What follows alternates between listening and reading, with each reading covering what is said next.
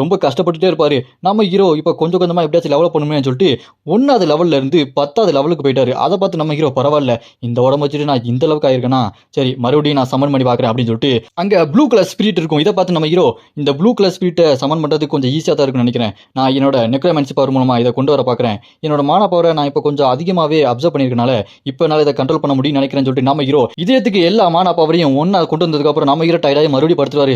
சப்பா, இந்த உடம்பு வச்சுட்டு ரொம்ப கஷ்டப்பட வேண்டியதா இருக்கே அப்படின்னு சொல்லும்போது, லெவல் 10க்கு வந்துட்டீங்க, இப்போ நீங்க நெக்ரோமன்சி பவருக்கு 30 நாளுக்கு ரொம்ப ஹைல யூஸ் பண்ணலாம் அப்படின்னு சொல்லிட்டு இப்போ மானா பவர் 220 இருக்குன்னு சொல்லிட்டு நம்ம ஹீரோக்கு ஸ்கிரீன் பாப் ஆயிட்டு இருக்கோம். பரவாயில்ல வந்துருச்சு, நான் இதை வச்சு ஏதாச்சும் பண்ணி ஆகணும் அப்படின்னு சொல்லிட்டு நம்ம ஹீரோ உடனே அரைஸ் ஸ்கெலிட்டன் வாரியர்ஸ் அப்படின்னு சொல்லிட்டு அரைஸ் பண்ண உடனே அங்கிருந்து ஒரு கோடாலை வச்சு ஒரு எலும்பு கூட வந்துட்டு இருக்கோம். அதை பார்த்து நம்ம ஹீரோ பரவாயில்ல, இது கொஞ்சம் ஸ்ட்ராங்கா இருக்க மாதிரி தான் இருக்கு, இதை விட கொஞ்சம் ஸ்ட்ராங்கா வர வைக்க முடியுமா அப்படின்னு சொல்லிட்டு நம்ம ஹீரோ யோசிச்சுட்டு அரைஸ் அப்படின்னு அவனுக்குள்ள இருக்க அந்த மானா பவர் யூஸ் பண்ணி அரைஸ் பண்ணுவான் பாருங்க. பண்ணதுக்கு அப்புறம் இதுக்கு முன்னாடி வந்து ஸ்கெல்டனை விட இந்த ஸ்கெல்டன் ரொம்ப பயங்கரமா ஸ்ட்ராங்கா இருக்க மாதிரி இருக்கும். ஏன்னா இது சட்டை போட்டிருக்கும். இந்த சட்டை போட்ட ஸ்கெல்டனை நம்ம ஹீரோ பரவாயில்ல, இதுக்கு முன்னாடி வந்ததை விட இது ஸ்ட்ராங்கா இருக்குன்னு ரெண்டுத்தையும் நேருக்கு நேரம் நிப்பாட்டி, சரி இப்போ இதுல எது ஸ்ட்ராங்கு அப்படின்னு சொல்லிட்டு பார்த்துட்டு சண்டை போடுங்க பார்க்கலாம்னு சொல்லிட்டு ரெண்டு பேர்த்தையும் சண்டை போட வைப்பான் பாருங்க. ரெண்டு ஸ்கெல்டனும் பயங்கரமா சண்டை போட்டுட்டே இருக்கும். ஸ்கெலிட்டனா இருந்தாலுமே ரொம்ப பயங்கரமா போவாங்க சண்டை, ரெண்டும் மாத்தி மாத்தி அடிச்சுக்கிட்டே இருக்கும். கடைசியில் பார்த்தா அந்த ஸ்கெலிட்டன் இருக்கு பாருங்க, சட்டை போட்ட ஸ்கெலிட்டன், அது செம ஸ்பீடா போய் ஸ்வாட வச்சு அந்த கோடாரை வச்சிருக்க அந்த ஸ்கெலிட்டன் இருக்கு பாருங்க, சட்டை போடாதது, அது இந்த ஸ்வாட வச்சு கோடாரை அடிச்சு பறக்க விட்டு கழுத்துக்கிட்டு அதை ஸ்வாட வச்சுட்டு இருக்கும் பாருங்க.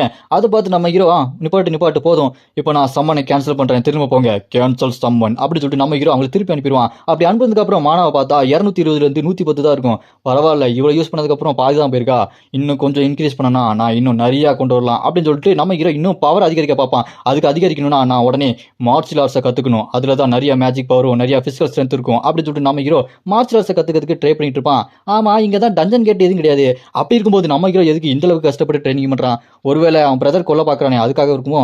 அப்படி இருக்கும். அப்புறமா நம்ம ஹீரோ காலையில அந்த ஸ்டாம்ப் இருக்கான் பாத்தீங்க, போயிட்டு நான் உடனே மானா பவர் அப்சர்வ் பண்ற ஒரு மார்ஷியல் ஆர்ட்ஸ் புக் வேணும், அதுல இருந்து நான் நிறைய கத்துக்கணும், இல்ல யாராச்சும் கத்து தருவாங்களா அப்படின்னு கேட்டேன். அதை கேட்டு ஐயா என்னையா பேசிட்டு இருக்கீங்க, மேஜிக் பவர் மார்ஷியல் ஆர்ட்ஸ் எதோ பேசிட்டு இருக்கீங்க, மார்ஷியல் ஆர்ட்ஸ் புக்லாம் இருக்குது கத்துக்கலாம், ஆனா 30 வருஷத்துக்கு முன்னாடி ஒரு போர் வந்தது, அதுக்கப்புறம் ஒரு பயங்கரமான மேஜிக்னால எல்லாரும் பாதிக்கப்பட்டனால மேஜிக்ன்ற வார்த்தையெல்லாம் பயன்படுத்தாதீங்க, யாராச்சும் கேட்டா என்ன பண்றது அப்படின்னு சொல்லு. அதை கேட்டு நம்ம ஹீரோ காதை குறைஞ்சிட்டு, சரிடா ஏன்டா கத்திட்டு இருக்க, எதுக்கு எடுத்தாலும் ஓவரா ரியாக்ட் பண்றியே, சரி நம்ம கிளான்ல எங்க அந்த மார்ஷியல் ஆர்ட்ஸ் புக்கு அந்த ட்ரைனிங்லாம் பண்ணுவாங்க அந்த இடத்த சொல்லு அப்படின்னு சொன்னோன்னே, அந்த டாக்குமெண்ட் அங்க இருக்குது, நீங்க அங்க போய் எடுத்துக்கலாம், ஆனா வெளியே தெரிஞ்சா பிரச்சனை ஆயிர போதுங்க, நீங்க மேஜிக் பண்ண வெளியே சொல்லாதீங்க அப்படின்னு சொன்னோன்னே, அதுக்கிட்ட நம்ம ஹீரோ பயப்படாதா, நான் ரொம்ப ஸ்ட்ராங் ஆக போறேன், உன்னோட சின்னையா இந்த பேக்லானுக்கு ரொம்ப ஸ்ட்ராங் ஆகணும் இல்லையா, அப்படியே ஆனா ரொம்ப நல்லதானே, ஆமா நம்ம பேக்லான் ஹிஸ்டரியிலே ரொம்ப ஸ்ட்ராங்கான ஆள் யாரு என்ன தெரியுமா அப்படின்னு சொன்னோன்னே, அதுக்காக ஆமாங்க அவர் லார்ட் யூ லின் லியாங், அவர் ரொம்ப ஸ்ட்ராங்கானவர், அவர் 200 வருஷத்துக்கு முன்னாடி இருந்தா தெரியுமா, அவர் அளவுக்கு யாருமே இப்போ இல்லை, அவர் தான் எல்லாருமே கொண்டாடுவாங்க அப்படின்னு சொன்னேன். ஓ அப்படியா, அப்படின்னா